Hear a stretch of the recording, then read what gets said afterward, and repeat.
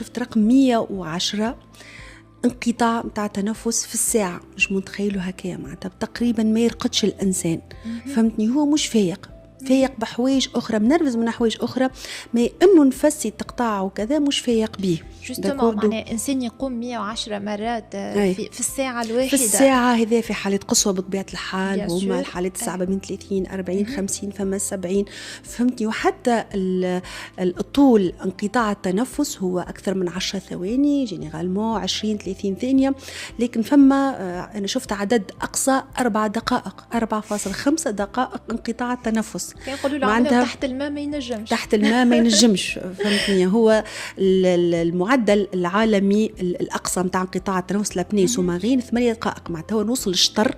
فهمت؟ هو راقد نجم نتخيلوا معناتها الخطورة متاع الشيء هذا ومتاع الطول متاع قطعان نفس والطيح الأكسجين اللي ينجر عنه.